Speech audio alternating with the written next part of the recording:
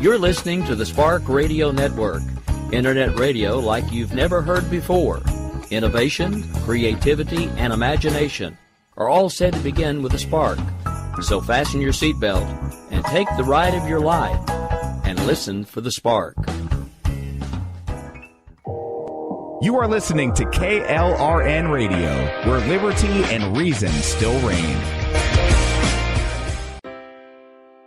Most writers and radio show hosts know that to connect with your fans, you need to do more than just write books or record the latest podcasts. There are many different elements that go into forming an online platform, but there are also many hidden traps. To make matters worse, solid advice on how to survive the muddy waters is scarce. In the book Hidden Traps, I talk about some of the important issues of working with an online platform, highlighting traps that could put your physical or internet security at risk or be harmful to your reputation. Are your social media posts just links with a few disjointed words, making you look like someone who can't complete a sentence? Did your new website cost you more than you anticipated? Are you leaking your personal contact details across the web without even knowing it? Then you need Hidden Traps. Hidden Traps is now available in paperback and ebook from a variety of retailers, including Amazon, Barnes & Noble, and Kobo. Visit blackwolfpublications.com for more details. If you're 85 or younger, would you like peace of mind and comfort for your family? We're Final Expense Direct with an urgent message for you. The average funeral today costs over $8,000, but the most you'll get from government benefits is $255. How will your family pay the difference? We can help. Our senior plans start as low as just $1 a day and pay up to $30,000 for a funeral and other final expenses. Peace of mind is easy. There's no medical exam. You'll have lifetime coverage, and your plan can't be canceled as long as you pay your premiums. Call now for free information about our senior plans. Answer a few simple questions and receive approval right on the phone. Plus, call right now and we'll give you a discount prescription card for free. Call 800-553-8687. That's 800-553-8687. Again, 800-553-8687. 687. KLRN Radio has advertising rates available. We have rates to fit almost any budget. Contact us at advertising@klrnradio.com.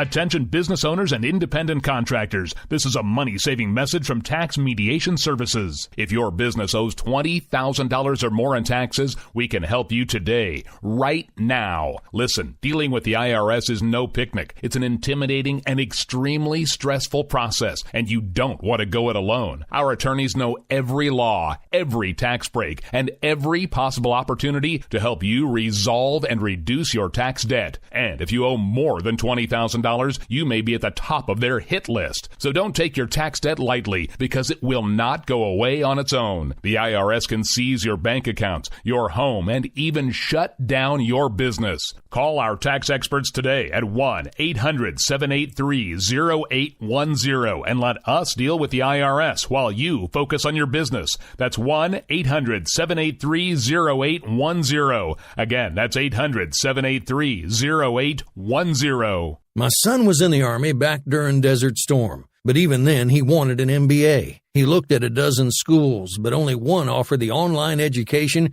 and flexibility he needed while he was in a tent in Iraq. Grantham University. Turns out that Grantham's been delivering affordable, relevant college and advanced degrees for over 65 years. Heck, if they can deliver a quality education to a soldier in a tent overseas, think about the flexibility Grantham can offer you so you can earn your degree too. It doesn't matter how complicated or full your life is. If getting a degree is on your bucket list, you'll want to do what my son did. You'll want to call Grantham. Find out how easy it is to get started on your education so you can check that college degree off your bucket list. Call Grantham right now, 800-910-1370. That's 800-910-1370. Flexible, affordable, relevant. Call 800-910-1370. Sometimes riders feel lost, unsure why a passage may not be working. It takes another set of eyes to help us nurture our writing into full maturity. At Black Wolf Editorial Services, we strive to enable writers to develop and grow, offering manuscript critiques and line edits through a mentoring editorial style. We also offer assistance on generating a writer's bio for your websites. Black Wolf Editorial Services, nurturing your writing into maturity. For a full list of services, visit blackwolfeditorial.com.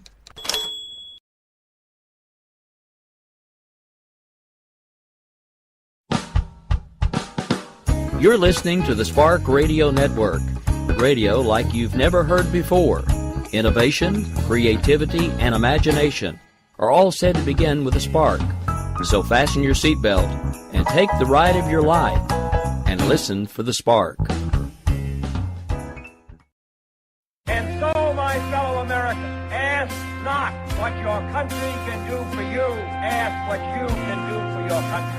Freedom is never more than one generation away from extinction. We didn't pass it on to our children in the bloodstream.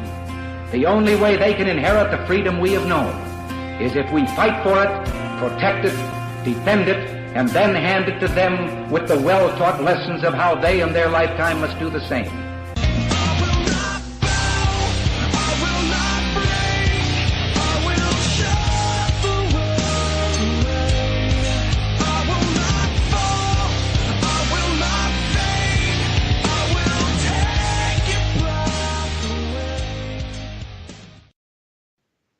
Hello, America. This is Rick Robinson. We're live right now on KLRNradio.com, where liberty and reason still reign. We do this thing every Tuesday and Thursday night, starting usually about 10 Eastern.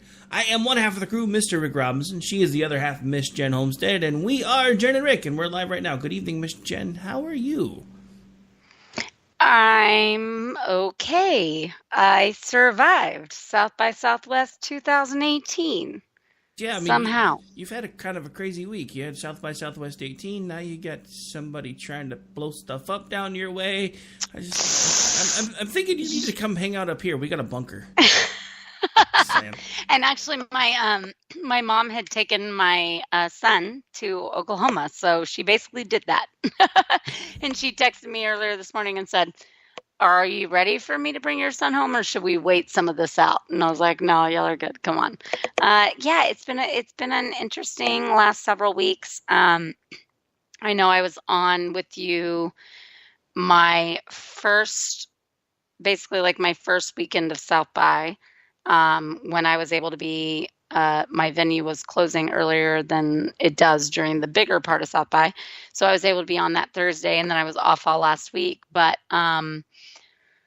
We had quite the deal going on, and because of all of these bombings in Austin, which started during that week, we had I run a venue that works with, I can't give it all up, but Google is my main client, and so we had, thankfully, not knowing at the time whether they were going to try to target the festival or not. You never know with these terrorist type things. They might actually be, they're either just inflicting, fear and spreading panic, or they're really trying to target something big and make a statement. And unfortunately, thankfully for all of us and all the people involved and all the people that attended South by Southwest, that seemed to not be the case, that they were trying to target some big area and kill as many people as possible. It seems like it's more an isolated kind of fear campaign, and rest in peace the several lives that have been lost through this, but mostly it's been injuries and not mass casualties, which has been very fortunate, despite the two losses, which are just absolutely, you can't give enough solace to those families by saying, thankfully, it wasn't 10,000 people. I mean, it doesn't do that justice for them, because for them, they lost a loved one, and that's horrific.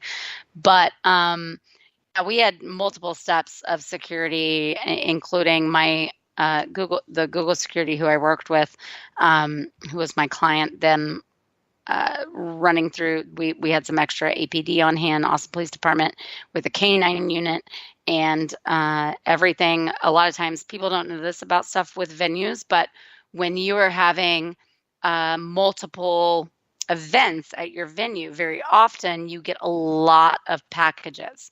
And that's because people are delivering things there that are going to be the new signs, the new, whether it's something that's for decorative purposes or design purposes or signage purposes. You get a lot of deliveries that come in throughout that time period while they're flipping over events, even if it's the same client.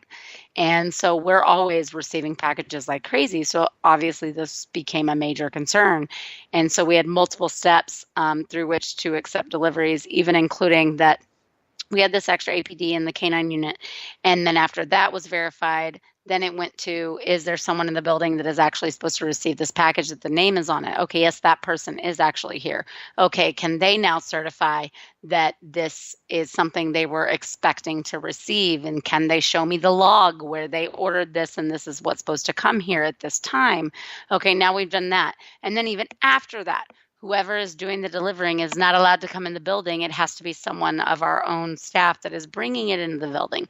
So they took every measure they could. I'm very grateful for them. They did an amazing job at, before we even knew what all this was about, of making sure that their staff, my venue, and ultimately our guests were safe. And I can't sing their praises enough, because the APD we had and the Google security we had just did a phenomenal job of vetting everything that came through the building, which made us all feel, obviously a lot more safe than a lot of other people are feeling around this town. Yeah, no, I mean, it's good that you guys had that type of support going on. I guess the thing, like I said, that worried me, and we were talking a little bit about this off the air, is I kept hearing about all these explosions near Austin, and I'm like, well, I know she's in Austin somewhere. And I was like, I hope she's okay, because you were kind of incommunicado because of the event. And then I saw you post something earlier. I was like, oh, yay, good. Because, yeah. Yeah. Yeah, and I've had a lot of people reaching out to me, and, I it's really sweet of everybody. It also kind of brings out some people out of the woodwork, right, that you haven't talked to in a long time, that and randomly have not been in touch at all, and then suddenly they're like, oh, hey, everything okay with you? You and yours safe? And you're like, oh, hi. Oh, all it took was a terrorist attack for you to reach out to me. So that kind of thing always happens too. But yeah, I would say I've seen a lot of these headlines, and I've had on Fox and CNN and NBC, and I've been switching through all the channels, and there's a lot of this, the citizens of Austin are gripped with fear, or the city of Austin under lockdown, everyone is worried about blah, blah, blah, blah. And kind of like anything that happens, it's just not really true. Are people worried about it? Are we all talking? Are we texting each other, especially when we hear of an address where something was and someone that lives near there? Of course we're going through all those communications, but I will tell you, traffic is terrible in Austin, and it has not slowed down a bit. So life goes on. People are doing what they need to do. I mean, this is really random, and it's so isolated, and it seems to not be, like I said before, trying to inflict some sort of mass casualty rate, that we're still Texan, we're resilient, we're not letting this stop us, and everyone is, it seems to be pretty regular. The only thing that happened the other day was on Monday, when in the Southwest Austin area, there was a report of a bomb, and then a bomb actually went off. And they did definitely do a push. Everyone gets those Amber Alerts. Well, you can get a push notification from the police department too, based on that same system. And so everyone got push notification alerts for this certain area, not to leave their home before 10 a.m. School was delayed because of it. And that was just extra precautionary measures, trying to make sure that they could define what was going on, and then also get rid of anything that was suspicious before sending a ton of kids to school or getting all these people on the road, which is totally understandable. And I get why they would do that. And I think it creates a little bit of panic, but from all of my media and people that I talk to, most people were not just like freaking the heck out. They were more just like, okay, they're trying to figure something out. They're trying to look at these areas, let them do their job, and we'll, get back to it when we get back to it. So it's been unsettling for sure. But in the grand scheme of things, it hasn't affected every single person's life to such an extent that everyone's holed up in their homes for days on end. But that's the thing. The media is kind of making it sound like it has. And even Twitter, like I saw some lady today that was like, where's the words of encouragement and strength from president with the bombings in Austin? And I'm like, is he president or do you need a daddy? Because it kind of seems like you need daddy. I mean, as somebody who's there, I have a question. What could the president say that would make you feel better when there's like random bombs going off in your town? What? 100% nothing. And I thought, I actually got to see his little his conference today where then he was asked about it, about what's going on in Austin. And he gave his really typical, he gave a typical presidential response with his own Trump flair, right? Austin is it's an amazing time. It's a phenomenal place. It's a phenomenal place. And the people there, they're tremendous. It's tremendous. And this is just some sick person is doing this and they're just sick and then we're going to get them and it's going to be blah, blah, blah, blah, blah, blah. Okay. Cool. I mean, my husband and I looked at each other and we kind of laughed over our morning coffee because we were like, what is the president of the United States going to do about this? I mean, we've got the very capable Austin police force and our own teams here. And then you've got the help of the FBI and we've got, whatever. I mean, there's nothing the president can do and there's nothing he could say other than we're lending our full support, which is what he said. Federal agencies are doing anything they can to help them. Of course they are. There's nothing you could say. Do I think that some people like to hear that lip service? Sure. But it doesn't change anything. I mean, he could have pulled an Obama. He could have been, this is all the fault of the inept Austin Police Department, and we're going to federally step in and do whatever we can. Because, that was kind of the Obama shtick. It was always the cop's fault. True. So, at least he didn't go there. Well, and I was saying to you off air a little bit, here's where myself in real time, I'm kind of seeing the inadequacies of the mainstream media because it is a constant headline all day. It's been brought up on every freaking show that there is from every major network, every major news network. They are bringing it up constantly. They're asking the opinions of whatever guests it is they have on. And have you heard about this? Do you know what do you contemplate? Blah, blah, blah. And it's a lot of mumbo jumbo. And none of them have any idea. They're not in Austin. They don't know. And now Geraldo Rivera is here. Oh, great. He's going to fix it. But what I am hearing is that there are things that they're saying on the national front that it's just really vague and really kind of like random. Some of the stuff that they're kind of going off of, some of the reports, and they're like just regurgitating the same thing over and over. It's not what we're hearing locally, and it's not even what our local news are reporting, which they could just pick up off those crumbs, right? They could just pick up off the local news reports and even just put those on the screen or say, read them verbatim and give the national audience more information than what they have. And so even like today, that bomb that went off at the FedEx facility outside of San Antonio in Schertz, Texas. So that was definitely a package that came from Austin and was supposed to be going back to Austin for the longest time. We heard that first thing this morning. It was a package that goes to Austin, from Austin, going back to Austin, rerouted. It has to go through the facility, yada, yada, yada. Definitely an Austin address was the recipient. On the mainstream media, for hours and hours this morning, it was, and we're unsure of who the recipient would be. There are reports it would go back to Austin, but we're not sure. No, it was completely verified at like 7 a.m. this morning by our own media and by our own APD that it was going back to Austin. And in fact, I have a cousin-in-law who's a detective, and he knows the recipient.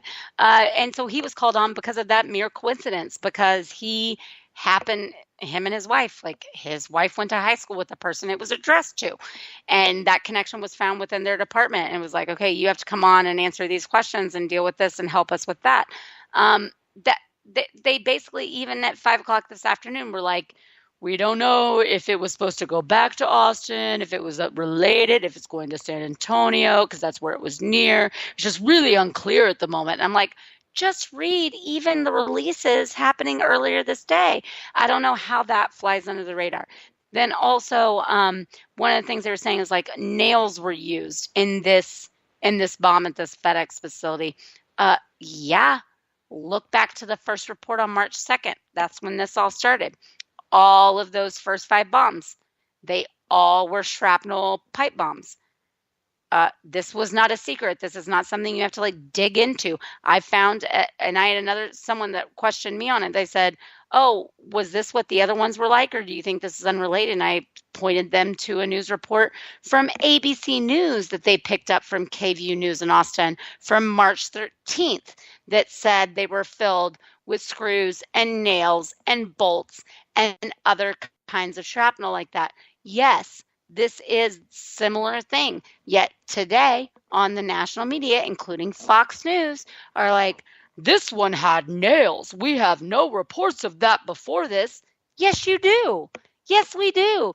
Even ABC News itself had one that they published nationally. I found it within 2 seconds of searching. So what are you even doing? This is just like stupid commentating, which makes me really question all these other major events we've had and what releases have happened locally and what the mainstream media picks up and chooses to pick up and what the commentators and the quote unquote reporters really dive into and what they don't, or if they're just regurgitating some really vague and dumbed down press statement that's handed to them. Because it seems like what they still are, even right this minute, reporting nationally is extremely vague compared to what a lot of us have been able to get from local media and local law enforcement. So that is really kind of frustrating. And that's kind of an eye-opener for me. I mean, obviously, I distrust both sides, honestly. I distrust a lot of what law enforcement says, and I distrust a lot of what mainstream media says. But even more so now, something like this is happening in my town. And it's not that they are lying about it. It's that they're straight up overlooking other reporting, other already done on the ground, and other police statements already released.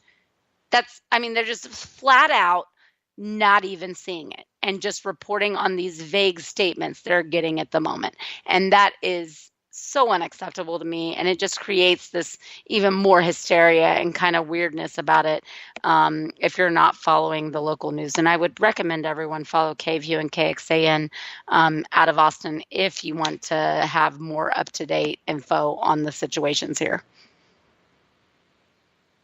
Yeah, I mean, honestly, and that's one reason why I definitely wanted to make sure we talked about this, because you have a perspective, because you're there, that apparently we're not getting, because, there's all this stuff of we don't really know what's going on, there's differences between this and this, and you're like, no.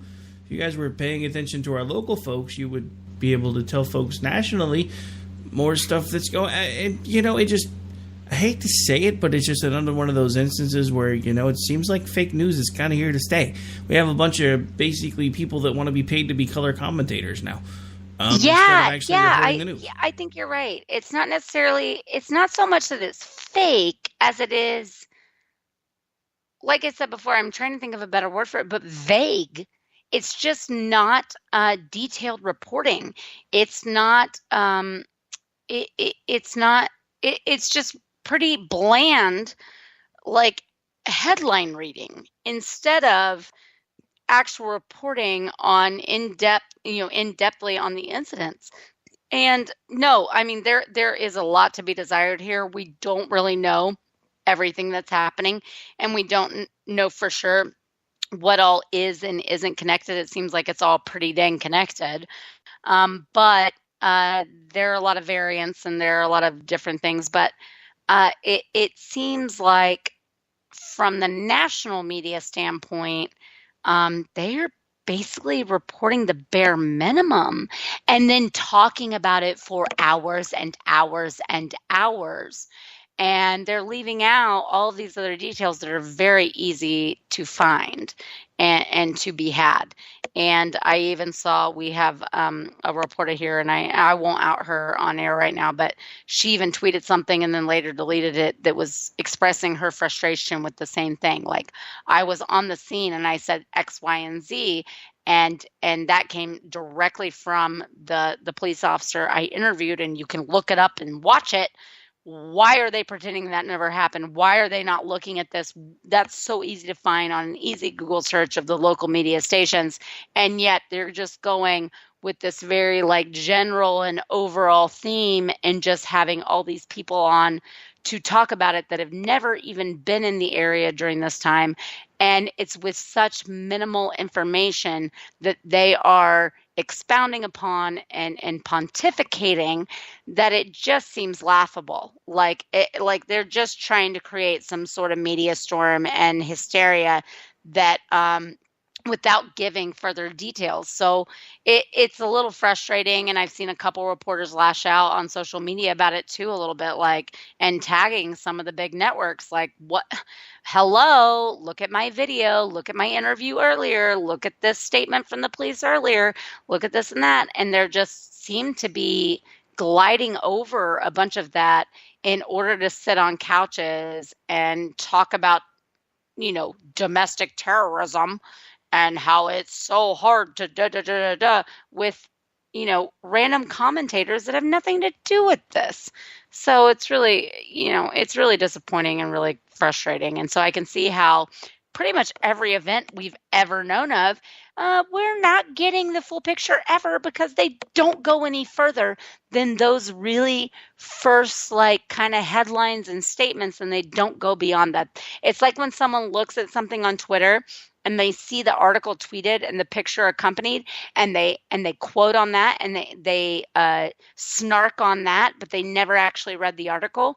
That seems to be what's happening right now with the national media versus what's really going on and what the local media and APD have already said. And so it seems like they're just taking that headline and the snapshot picture, and they're talking about that as if they read the whole article when they never did. It honestly kind of makes me want to start, not saying that I'm hoping there's anything like this again, but the next time there's some sort of a huge incident that makes national news, I guess I'm going to figure out where it is and find their local accounts on social media and actually follow along with them just to see how different the stories are. Yeah. Because...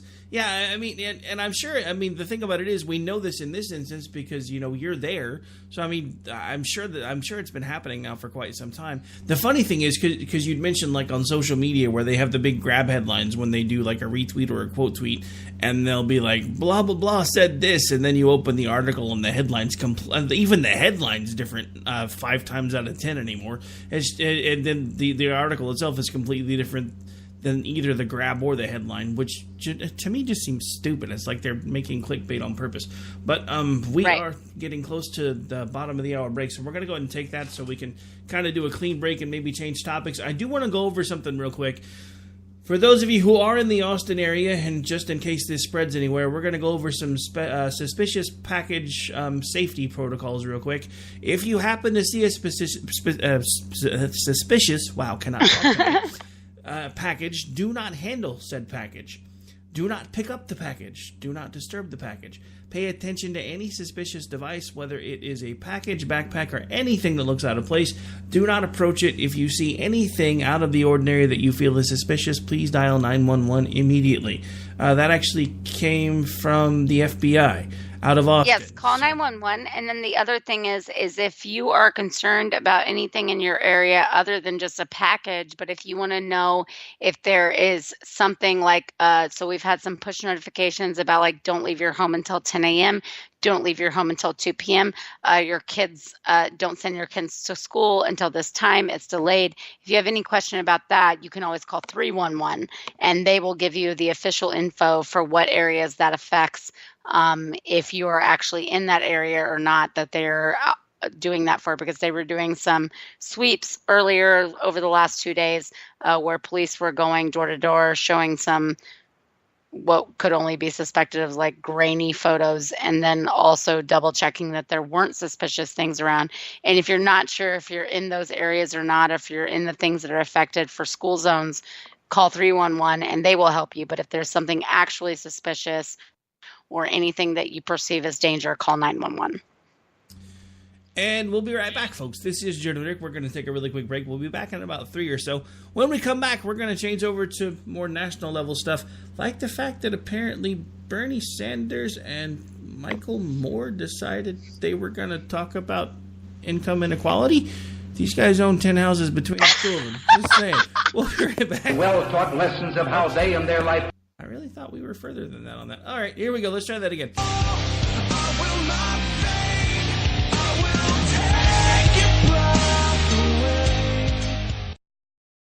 My son was in the Army back during Desert Storm, but even then he wanted an MBA. He looked at a dozen schools, but only one offered the online education and flexibility he needed while he was in a tent in Iraq. Grantham University. Turns out that Grantham's been delivering affordable, relevant college and advanced degrees for over 65 years. Heck, if they can deliver a quality education to a soldier in a tent overseas, think about the flexibility Grantham can offer you so you can earn your degree too. It doesn't matter how complicated or full your life is. If getting a degree is on your bucket list, you'll want to do what my son did. You'll want to call Grantham. Find out how easy it is to get started on your education so you can check that college degree off your bucket list. Call Grantham right now. 800-910-1370. That's 800-910-1370. Flexible, affordable, relevant. Call 800-910-1370.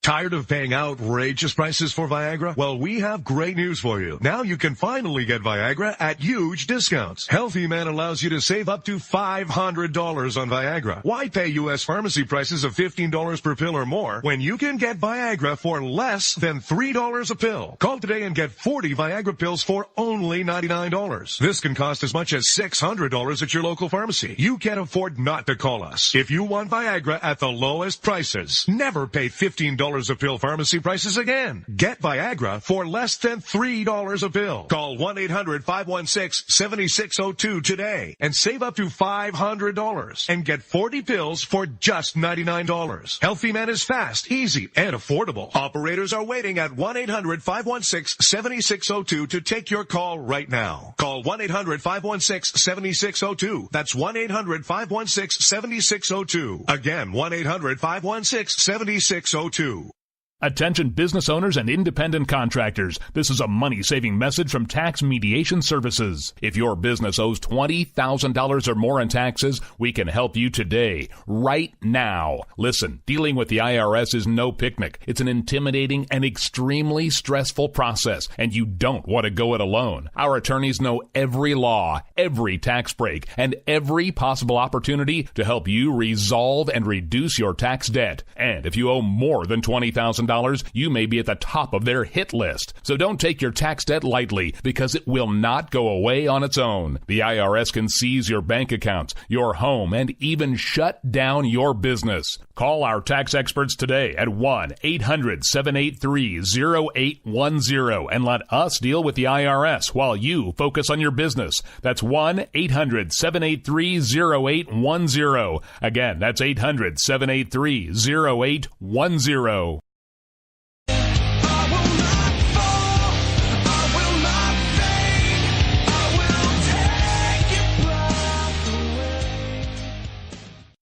All right, folks, welcome back. This is the JandR Show. We're live again on KLRradio.com. Again, we do this thing every Tuesday and Thursday night. If you don't have a chance to catch the show here, you can catch it pretty much everywhere else. The show's on iHeart.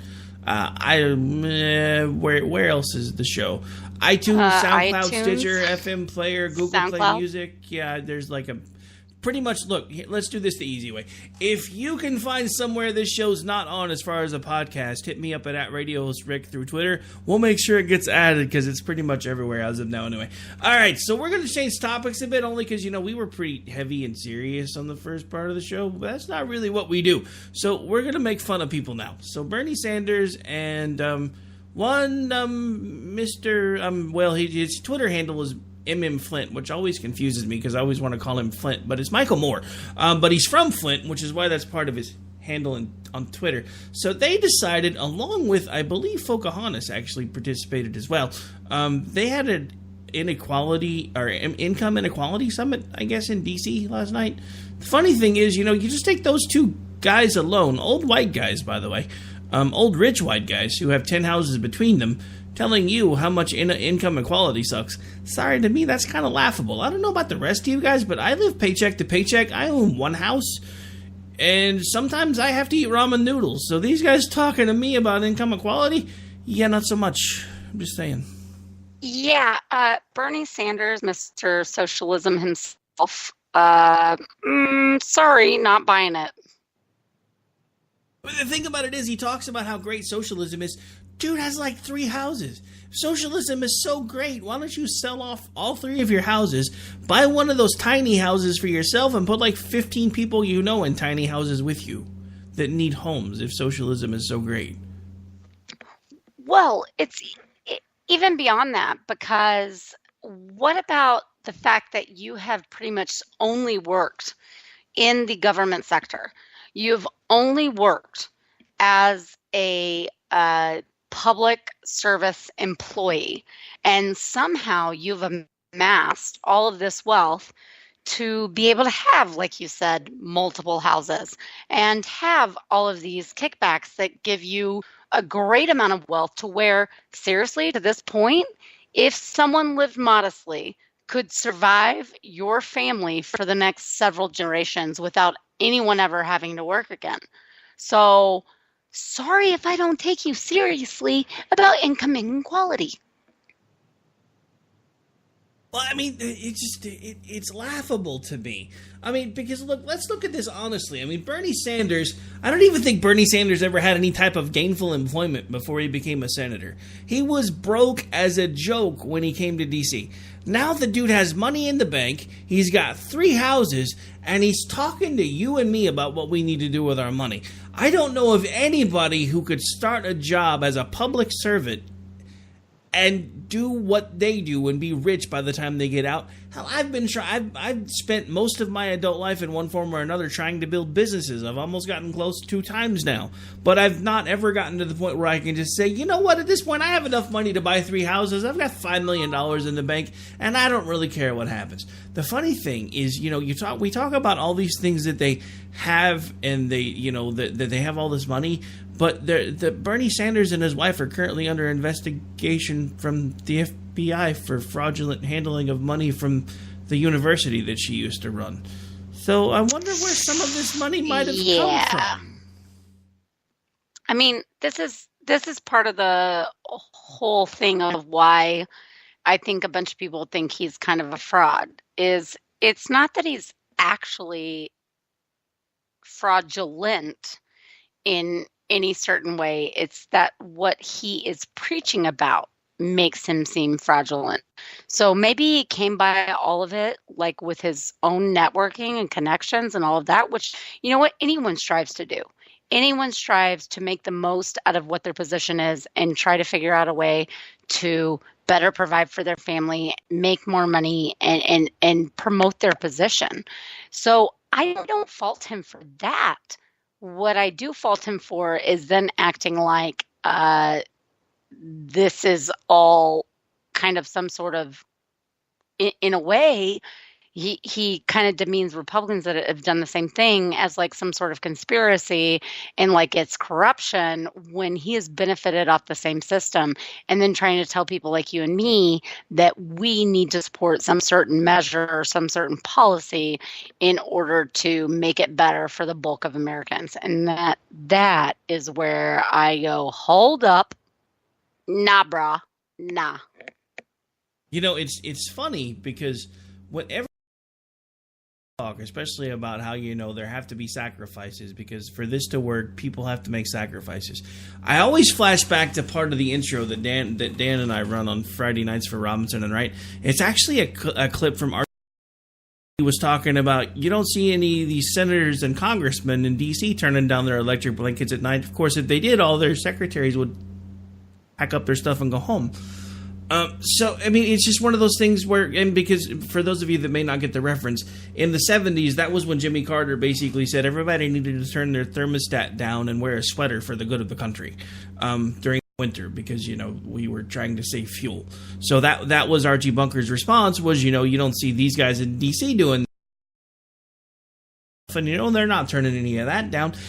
That's what we're talking about right here. You and I have to sacrifice. We have no choice because in order for the less fortunate to be better than they are, we have to make sacrifices. Well, where are their sacrifices?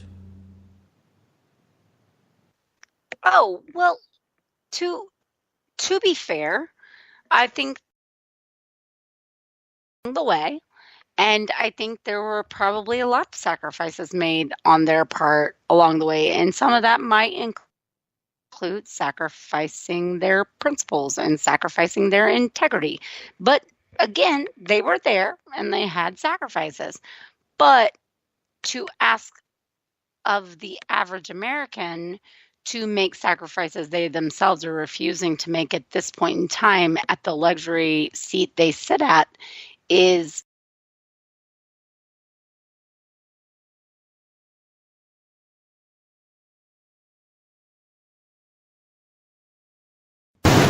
maybe a version or two.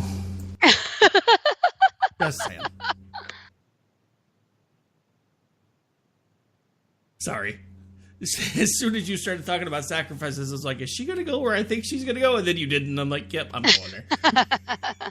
All good. All good. All right. So, so that was thing number one. Gonna take kind of a serious turn for a second because there was another school shooting today that not everybody's really heard that much about because this time the public safety officer did what he was supposed to do and engaged the shooter and the shooter was neutralized. So there were like 2 people wounded instead of 17 dead, countless other injured. So Broward County Sheriff's Department, if you're listening, this was the job you were supposed to do. And if you had, we probably wouldn't be hating you as much right now. Saying. Yay. Well, and obviously there are different situations and different circumstances involved, but yeah, like there are a multitude of ways to handle any of these situations, and I don't think any one person has the right answer as to what the best way is. But what we know is not the best way is to stand outside, armed and with no infiltration. I think that's pretty safe to say. Crouching behind your cruiser doesn't count, brah. Just saying.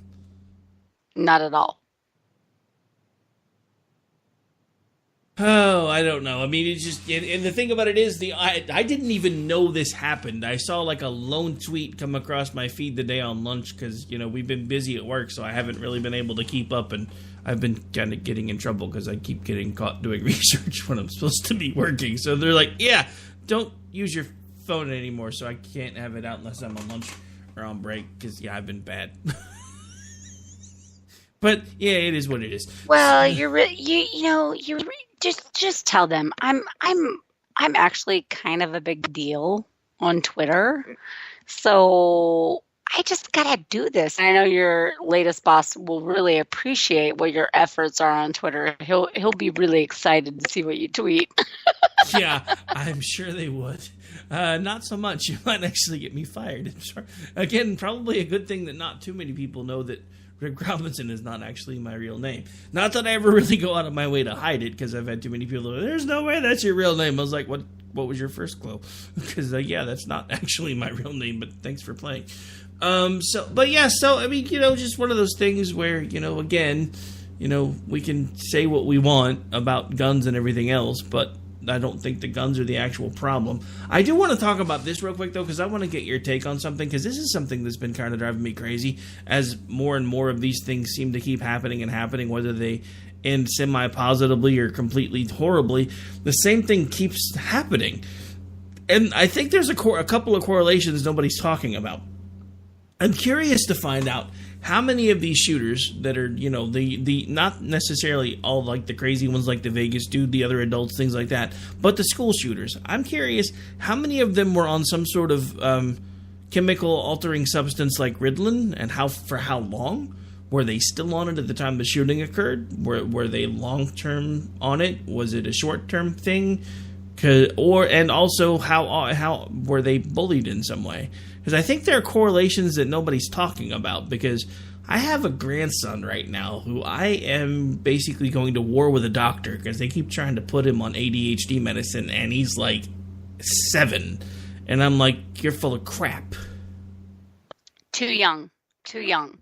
I am a full believer in that we have a lot of young children that are trying to be over medicated at an early age, which has a very real effect on their neural inhibitors, and that can that can have lifelong effects for them, and can put them in a situation where they end up 15, 16, 17, 18 in a predicament where their their biochemistry is drug altered, and then that changes the course of, especially if they get off that at a certain point, it changes the course of how then their brain and their body develops to that change. In addition to the change of actually being on the drug in the first place, but getting off the drug, that can have real life effects and can be a problem for how they think, how they feel, what they do. Why are we so concerned about mental health, but we don't want to talk about this kind of thing and what those kind of measures do to a young brain and to a young person? Well, and that's my thing, because, this is something that I've kind of had to start dealing with in one form or another. Because, and I'm not going to go into any detail because a lot of it's private, but let's just say that one of my children at an early age started finding ways to self-medicate because he was struggling with things that we didn't even know about. And now that he's an adult, he has almost zero coping mechanisms. And you're in private groups with me, so you know some of what I'm talking about, which is why I'm not going into too much detail. But what scares me is because now that he's older, I'm realizing that, there were parts of his brain that by now should be starting to kick in so that he can understand consequences and understand more about what's going on and how to, and basically eventually learn how to cope with stuff. And it's just not there. So I'm just thinking, all these kids who we already know that part of their brain isn't functional, who have been put on God knows what because, they have to be, mannequins who don't move and don't make any noise for 12 hours a day, period, end of sentence, and that's just all there is to it. What are we doing to these kids? And then you couple that with the fact that we have people that bully people mercilessly now. Bullying was bad when I was a kid, but now that you can't get away from it because it can be viral and 1 million people can see somebody making fun of you within 5 seconds if they can give it enough traction. There are too many things that we're not taking into account here. And while we're arguing over guns, there are actual issues that need to be addressed other than taking the rights away from everyday Americans who haven't done a damn thing wrong. Well, like I said, we say, or the anti-gun proponents say that they want to be proactive in mental health. They want to erase the stigma. They want to do all of these things. At the same time, they are not supporting the system that they have in some way created. They are not taking accountability for what is happening to the people that are being essentially numbed and dumbed down by these medications from such an early age. And once they lose control of them at a time in place where they can, and it varies by state, when they can and cannot say when they want to take them anymore, when they don't. Some places it's 16, some it's 18, whatever else. They are not being accountable for what that now means for those kids who have been on some sort of inhibitor, antidepressant, anti-anxiety, whatever it is, drug, since maybe they were 5 years old. And when they decide and they finally have the power in their own hands to say, you can't make me take that anymore, what the after effects of that are. We're not talking about side effects while they're taking it. We're talking about, because that's also a worry, because there are side effects to some of these drugs for some people based on their biochemistry. But we're also talking about the after effects of when they say, no more. I am now medically capable in the law's eyes to say what I do and don't want to take, and I'm not doing it now.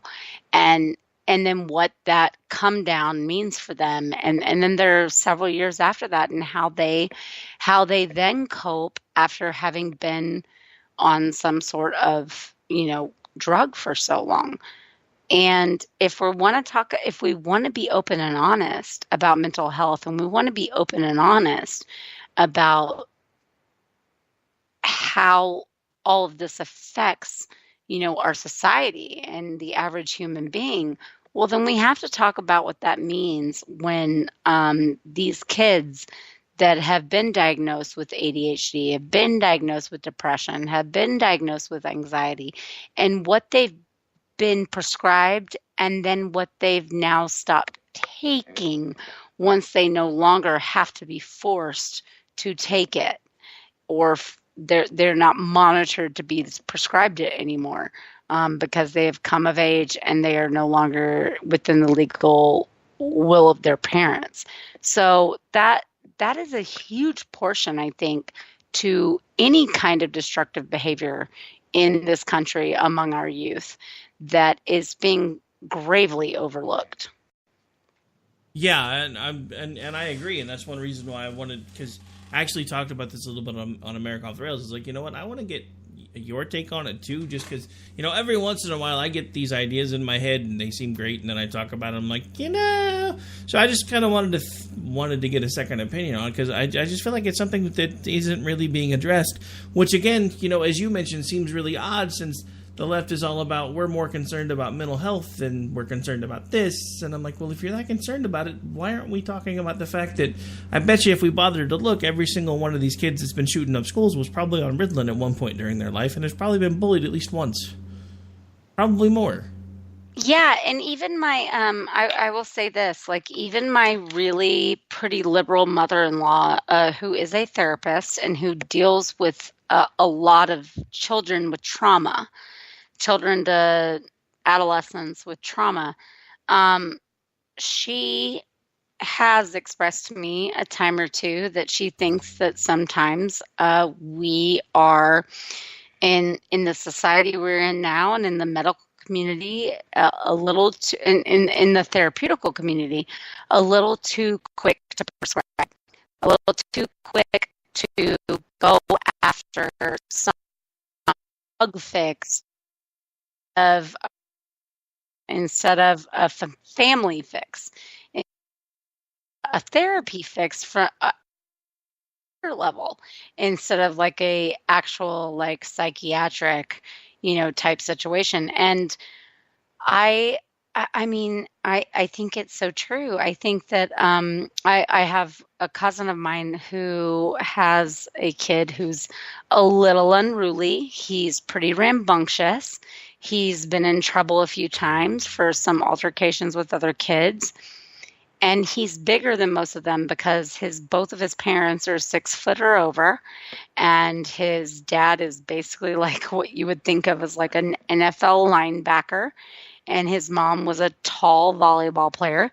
And he is taller than average. I mean, he was this kid that when you walked in the room and he was 2 years old and she has him laying on the floor changing his diaper, you're like, why is a 5-year-old getting his diaper changed if you don't know them?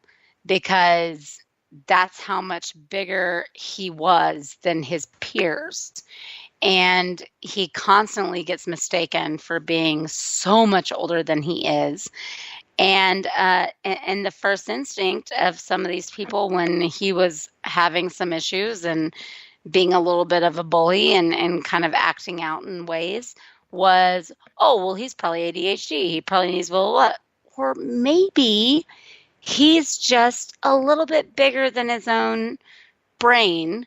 And maybe he's figured out, as a lot of kids do, or as a human being would do, that he can overpower the people that are around him because he's that much bigger than them.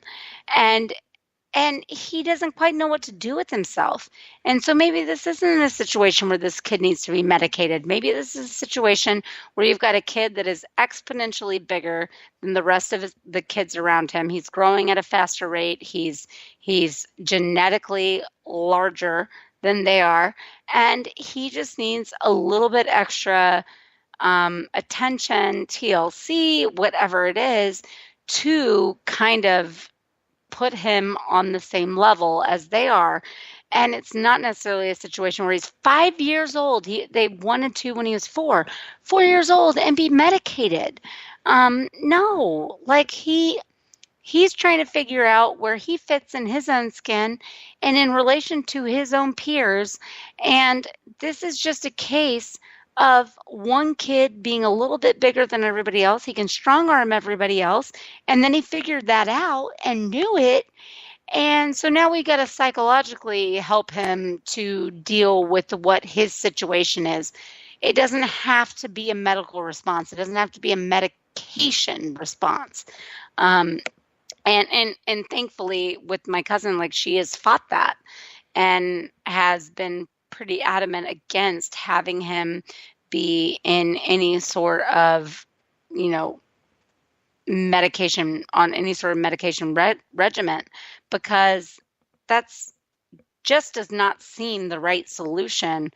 He is not aggressive and overtly anything or restless or this or that, but it's a kid that's bigger than his rest of his people. He's figured out his own strength. And there are other kids within his group too that are extremely hyper and extremely this and extremely that.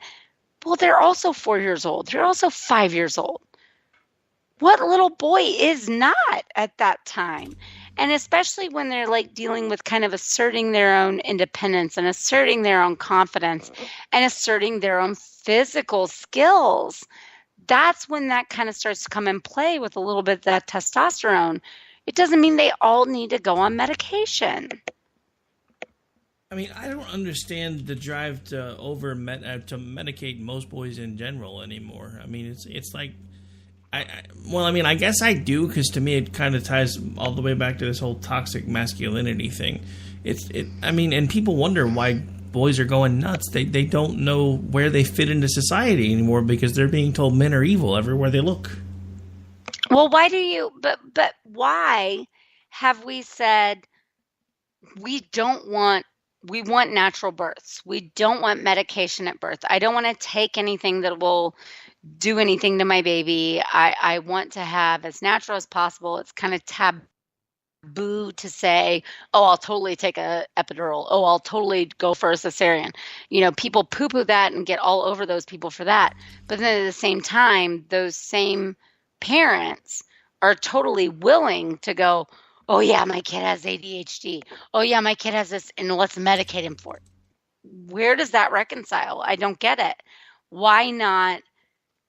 If someone does present ADD or ADHD, symptoms, we can handle it when they're 5 years old. You can figure it out by the time they're 10. Same thing with someone being diagnosed with pretty much anything at such an early age that takes a while to present.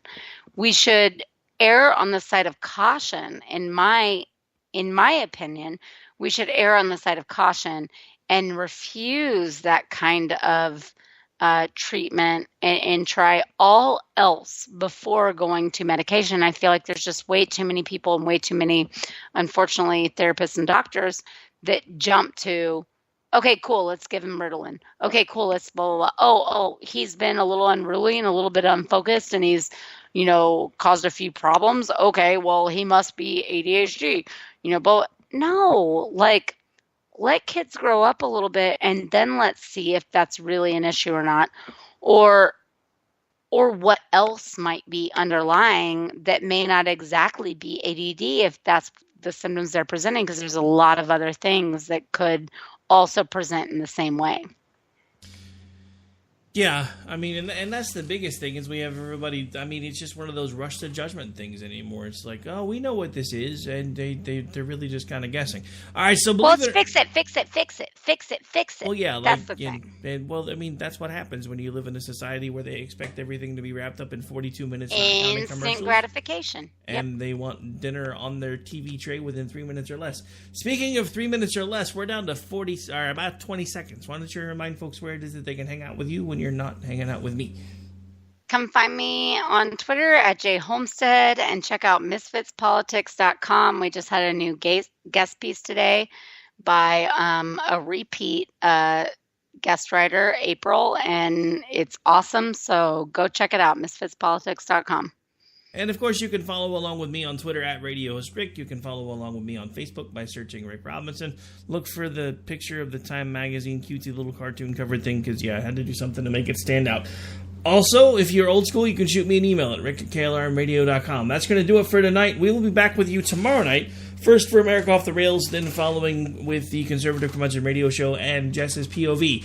Everybody here at KLR Radio wishes you a great night. We hope everybody enjoys the rest of your Tuesday. If you are in the Austin area, please be safe. I actually just saw something I missed. Apparently there was another bomb that went off at some Goodwill or something 2 hours ago that apparently is supposedly not related, but what do I know? All right, so take care. Jen, flak vest and bunker. Just saying. Night, folks.